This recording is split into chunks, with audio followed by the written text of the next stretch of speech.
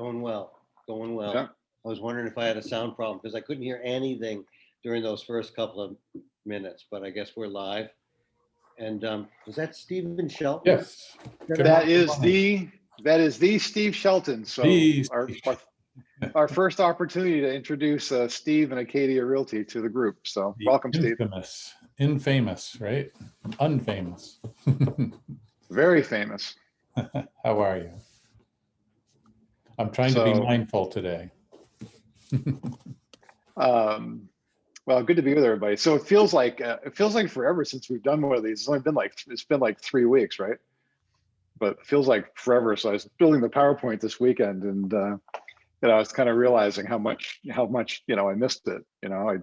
Between 4th July and I took a little bit of time off. So and anyway, so good to be with everybody. So today we're going to talk about potential and where we find it and how to identify it, and it's we got a short format and trying to keep these really down to that 10 or 15 minute cycle. So but please feel free, though, there's room in here, though, if you've got comments and observations and all that, to go ahead and chat them in, and if we have time we can talk about them. But you guys, when we all participate in these conversations, they're far more rich. So I encourage everyone to do that. So we'll talk about potential, and I'll give you kind of how I always look at potential, right? Is it's a state of being that already exists. We just haven't realized it yet. And that's how I always look at it. There's always if you know anything about like quantum physics or kind of quantum realities, right? All opportunities and all potentiality exists. It's just a matter of how you identify it. And so I've always been a big believer in that. So whatever potential we want, whatever potential is, that we're looking to manifest is out there. So it's all part of kind of a manifestation process. And we've talked about this before, that every single thing around us, right, whether it's a car or a plane, my desk, this computer, the Zoom software we're using, all this stuff was at one point only potential, right, until somebody realized it. And so that's what I think. The topic of potential is like a really cool topic, because it really brings into into the forefront the fact that really whatever we want is out there. It's just simply a matter of how we focus on it and how we look at things. Do we look at things from a different view? We'll talk about that in a minute. And that all aspects of what we might be seeking, whether that's personal or family, doesn't matter what it is, it all lives out there as potential. We just haven't realized it yet, and maybe because we haven't identified it, or maybe because we haven't viewed it. And so how do you find the potential for things, right?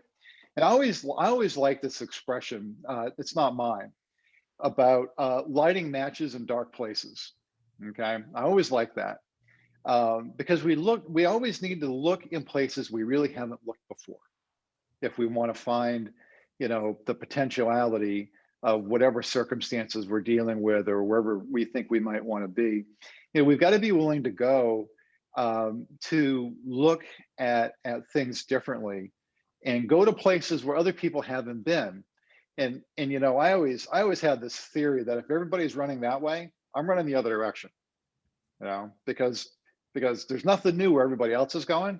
The only new stuff is where other people haven't been yet, right? And so I always like that, the expression about lighting matches in dark places. And I use it a lot personally for myself, right? Like, am I willing to think differently, view things differently, help people view things differently? And by the virtue of that, you got to be willing to take that match and light it in a corner and say, well, what's over here? I haven't been over here yet. What's this look like? So just remember that, lighting matches in dark places. So I'm going to give you next few slides some illusions to focus on. So what do you guys see in this illusion? Hmm. Yeah, Anybody want to chat in? You gotta move Which the might- screen. Looks like a lady standing there. Two ladies standing there. Yeah. Let's see. What else is there? Oh, there's like a vase or something. What is that? 3 vases. No, chess pieces. They're two pawns upside down. And, or they could be queens. Yeah. So to Steve's point, right? So when you look at them, they're really 3 vases, but figured in a way where they look like 2 women bowing into each other. Or you could have looked at it first, like I saw the vases first before I saw the women. Okay, but that's strictly a matter of orientation. And so it's a matter of, so when we want to find potential around us, it's really, well, how do we look at things differently? And I'll give you a personal experience I just had this weekend. On Saturday morning, came back from the gym and kind of got organized, and I started working on this document, this kind of process that we've had for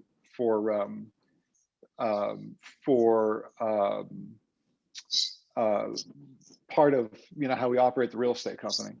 And I hadn't touched it in probably 7 or 8 years. And I read it and I was like, wow, what a difference between like looking at it today versus the way I looked at something 7 or 8 years ago. I thinned it down, I cut it in half, changed the language, and all of a sudden when I was done about a half hour later, right? And I was like, wow, what a difference. Very same process, right? The very same document, and looking at it in an entirely different way, right? Gave me an entirely different view and a different work product. And now all of a sudden, this one piece, right, has a lot more potential because it was something I couldn't get to work right 7 or 8 years ago. I just couldn't get to work right. And now I looked at it, I'm like, wow, this is like entirely different. So it's always a matter of how we look at things to where we find the potential. And just a slightly different view will uncover all sorts of potential, both in the familiar and the unfamiliar. So you might be familiar with something, and it's a little bit like when you walk, it's a little like walking by that piece of paper on the floor, like you don't pick it up, right? You can go walk by it for days and not pick it up. And so a lot of times when we're working with things that we're familiar with, we might look at them and we're so familiar with them that it's hard for us to take a different view. And so just a slightly different perspective, just taking your angle, right? And having a slightly different perspective on things, okay? Changing your view will bring you, it will expose all sorts of potential that exists, and maybe not even the subject matter of what you're thinking about. Maybe that's going to lead you to someplace else. So I gave you 2 other illusions here. What's in the, you guys can just chat this in. What's in the FedEx logo?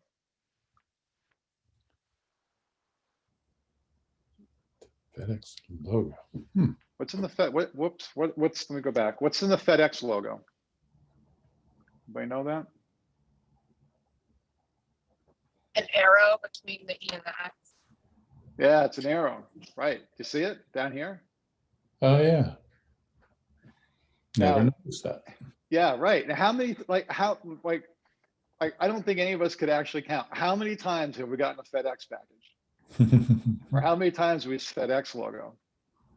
And yet, when they designed the logo, they designed an arrow in there, right?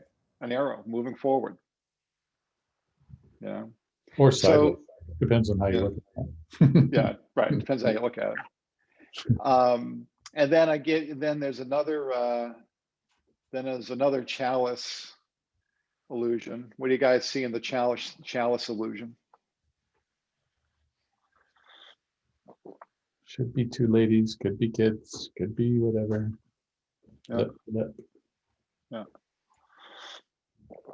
So just that slightly different viewpoint, okay? Looking at things, sometimes taking a step back.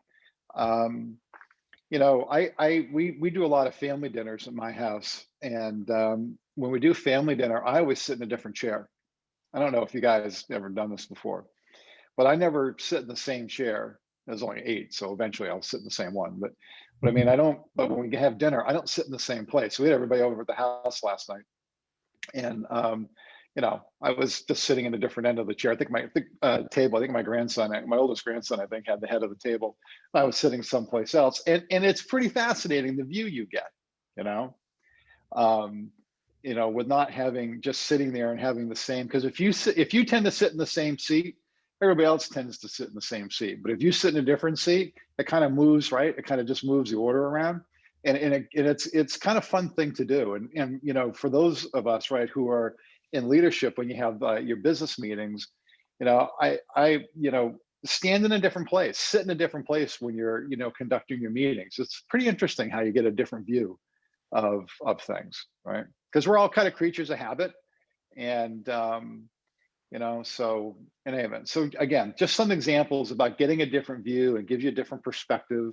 And it can take the familiar and it will give you a different view of it. You'll see different potential in it. You get a different understanding of it. And the same thing goes with the unfamiliar. So how do we spot potential? And I found this quote and I really liked it a lot. I've never seen it before. Is everything we see is a perspective, not the truth. I think that's really powerful, right? Everything we see is a perspective, not the truth. And so how do we spot potential? And of course, this is a big topic. We could talk about this forever.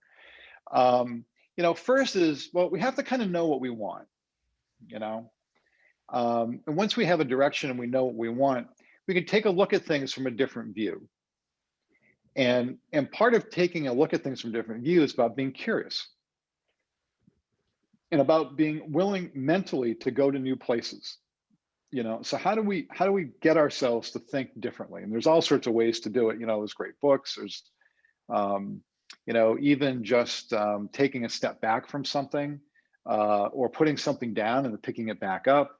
All those types of things. How are we willing to think differently? And when we think differently, what we do by the nature of that is we make, because what we're doing is we're making room. When we start to think differently, we make room for new things, because by thinking differently, we have to take the old thought and we have to put it aside. And once we put the old thought aside, it makes room for the new thought. Okay. And it's always about making space. And that's a continuous process, right? It doesn't, just because I put an old thought away to let a new thought in. Okay. Now you might not know what the new thought is, right? But you have to make the room for it first. You have to make room for the new thought first. Excuse me, you have to make room. You have to remove the old thought. You have to get rid of that first, set that aside to make room for the new thought. And you might not even know what that is, right? But you can't get the new perspective without removing the old one first. Okay. And so are we willing to go into new places, mentally? And then, it's a matter of being open to where potential may live. And I think a lot of times, we find potential in kind of funny places, like how many times have we said, I never would have thought that, And I don't know, certainly the last 18 months or so with the pandemic and all that, there's been a lot of that. There's been a lot of, how about that? A lot of things that you wouldn't have necessarily thought would be the case that ended up kind of being the case. And I think this period's kind of left everybody a little retrospective too. And so, we're in this period of time where we've all maybe had a little bit of extra room to have thoughts about things and all that, right? Not traveling as much and all that.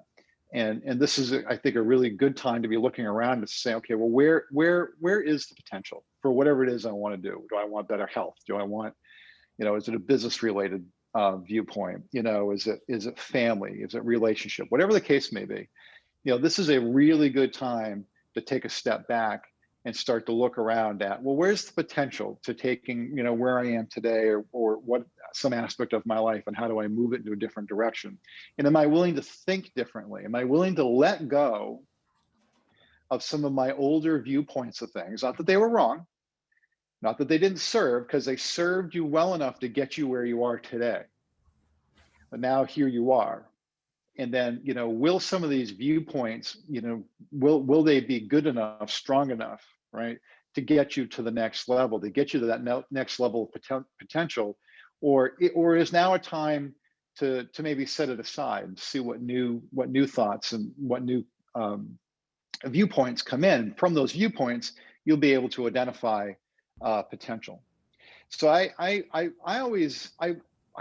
fascinated by the fact that everything that we have was created in somebody's mind first before it was created in reality. And I think that's totally fascinating. I mean, we can look around, whether it's a piece of art or technology or no matter what it is, everything was created in someone's mind as potential before it became to be in reality. And if we understand that and we can appreciate that, well, then we can manifest really anything. So let's see what we got for chats here. Ooh, lots of chats.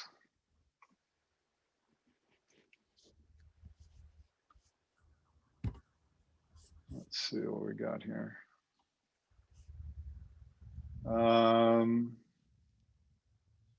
Yeah, okay, getting back to our chalices and the illusions. Yeah, there's that. Those are pretty fascinating. That FedEx one, you know, I remember when somebody told me that. Oh, it wasn't that long ago, maybe 7 or 8 years ago. I was like, really? So, you know, I guess good for the guy who designed it, but I guess it wasn't that obvious.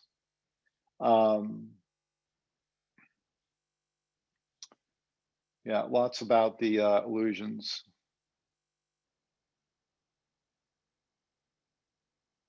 Yeah, okay, great, excellent.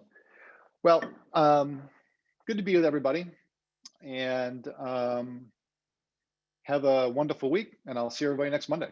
Take care.